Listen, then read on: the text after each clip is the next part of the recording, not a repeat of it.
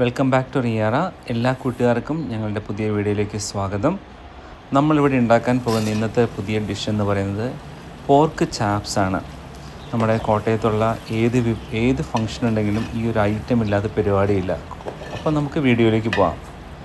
നമുക്ക് pork chops ഉണ്ടാക്കാനായിട്ട് പോർക്കിൻ്റെ ബെല്ലിയുടെ ഒരു സ്ലൈസ് 1 കിലോ ഇറച്ചിയാണ് ഞാൻ എടുത്തിരിക്കുന്നത്.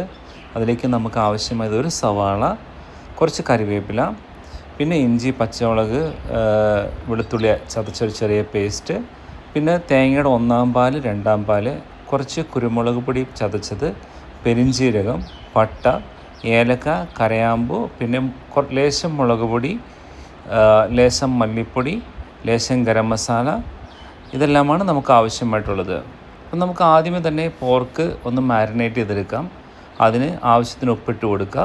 ഉപ്പിട്ട് കൊടുത്തതിന് ശേഷം നിങ്ങൾ പോർക്കിൻ്റെ പീസ് കണ്ടാൽ അറിയാം, ഞാൻ സ്ലൈസ് ആയിട്ടാണ് മുറിച്ചിരിക്കുന്നത്. ആ പീസ് നെയ്യ് ഇറച്ചി എന്ന രൂപത്തിലാണുള്ള പീസാണ്. അതാണ് ബെല്ലിയുടെ, അതായത് വയർഭാഗത്തെ ഇറച്ചി എടുത്താലുള്ള ഗുണം.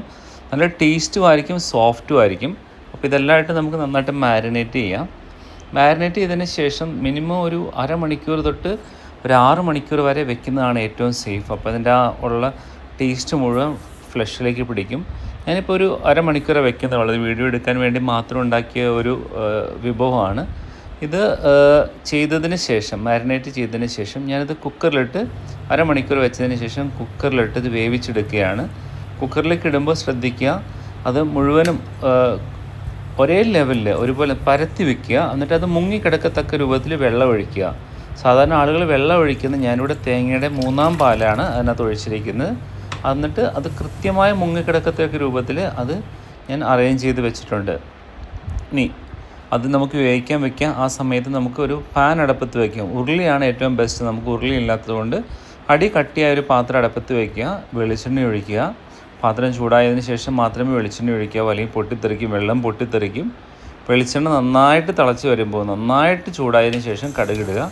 കടുകിട്ടപ്പോൾ തന്നെ നമുക്ക് പൊട്ടുന്നത് കാണാം. കടുക് പൊട്ടി വന്നതിന് ശേഷം നമ്മൾ നേരത്തെ എടുത്ത് വെച്ചിരിക്കുന്ന പെരിഞ്ചീരകം, പട്ട, ഏലക്ക ഐറ്റംസ് ഇട്ട് കൊടുക്കാം.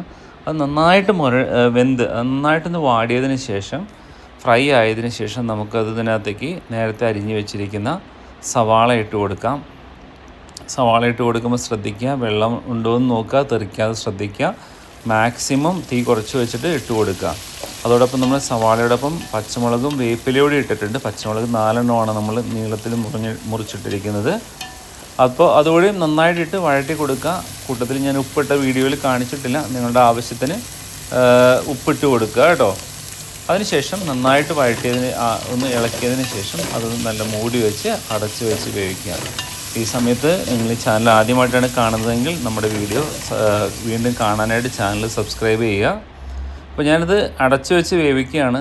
മെയിൻലി കോട്ടയത്ത് ഈ പരിപാടി, എന്ത് പരിപാടി ഉണ്ടെങ്കിലും പോർക്ക് ചാപ്സ് ഇല്ലാത്തൊരു പരിപാടിയില്ല, പ്രത്യേകിച്ച് ക്രിസ്തീയ വിഭാഗങ്ങളുടെ പ്രോഗ്രാംസിന്. അപ്പോൾ നമ്മളൊന്ന് അടച്ചു വെച്ച് തുറന്ന് നോക്കിയപ്പോൾ ഏകദേശം ഒന്ന് വാടിയിട്ടുണ്ട്. നമുക്കതിനകത്തേക്ക് ഇനി അടുത്ത ഐറ്റംസ് ആഡ് ചെയ്യാം. നമ്മൾ നേരത്തെ എടുത്ത് വെച്ചിരിക്കുന്ന എല്ലാ ഐറ്റംസും നമ്മുടെ തൊട്ടടുത്ത് തന്നെ വയ്ക്കുക. കാരണം ഇതിന് അധികം പണി, വളരെ എളുപ്പത്തിൽ ഉണ്ടാക്കാൻ പറ്റിയ എന്നാൽ വളരെ ടേസ്റ്റുള്ളൊരു വിഭവമാണ്. ശരിക്കും അതൊന്ന് വാടാനായിട്ടൊന്ന് വഴറ്റി കൊടുക്കുക. അത് ഓവറായിട്ട് വേവുകയോ അല്ലെങ്കിൽ ഓവറായിട്ട് ഫ്രൈ ആവുകയോ ചെയ്യേണ്ട. നന്നായിട്ട് വാടിയാൽ മാത്രം മതി. അതിനുശേഷം ഇത്രയും വാടിയതിന് ശേഷം നമ്മൾ നേരത്തെ ചതച്ച് വെച്ചാൽ വെളുത്തുള്ളി, ഇഞ്ചി, അത് ആ പേസ്റ്റ് അതിനകത്തേക്ക് ഇട്ട് കൊടുക്കാം.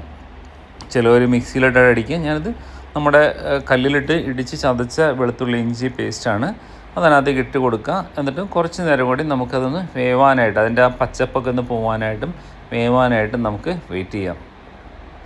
നമ്മളത് അടച്ചു വെച്ചിട്ടാണ് വേവിക്കുന്നത്.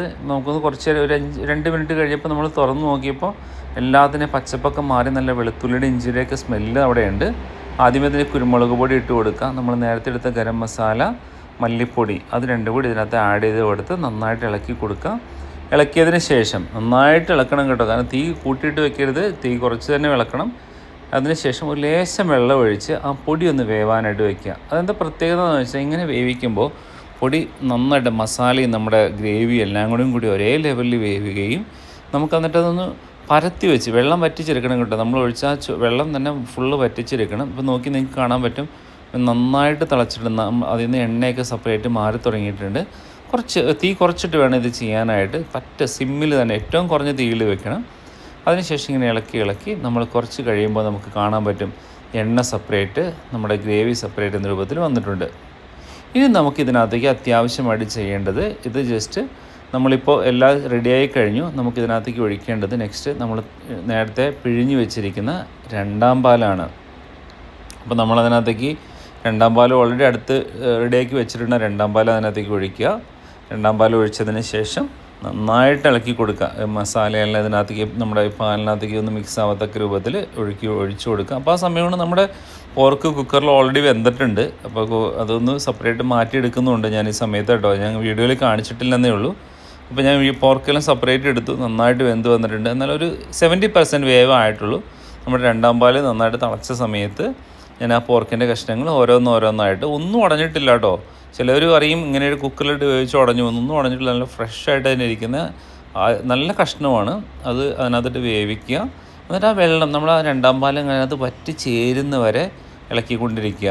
അത് അടച്ച് വെച്ചും തുറന്ന് വെച്ചും ഒക്കെ ആയിട്ട് നന്നായിട്ട് വേവിക്കുക. ഒരു നല്ല സ്മെല്ല് വരുന്നുണ്ട് ഇവിടെ. മുറിക്കാതെ നമ്മുടെ കിച്ചണകത്തൊക്കെ നിറച്ച സ്മെല്ലാണ്. അപ്പോൾ നോക്കി അറിയാൻ പറ്റും നന്നായിട്ട് വറ്റിയിട്ടുണ്ട് വെള്ളം. രണ്ടാം പാൽ ഫുള്ള് വറ്റി. ഇളക്കിക്കൊണ്ടിരിക്കുക, അടി പിടിക്കാതെ ശ്രദ്ധിക്കുക. രണ്ടാം പാൽ ഒഴിക്കുന്നതിന് ശേഷമുള്ളതെല്ലാം വറ്റി ക്ലിയർ ആയിട്ടുണ്ട്.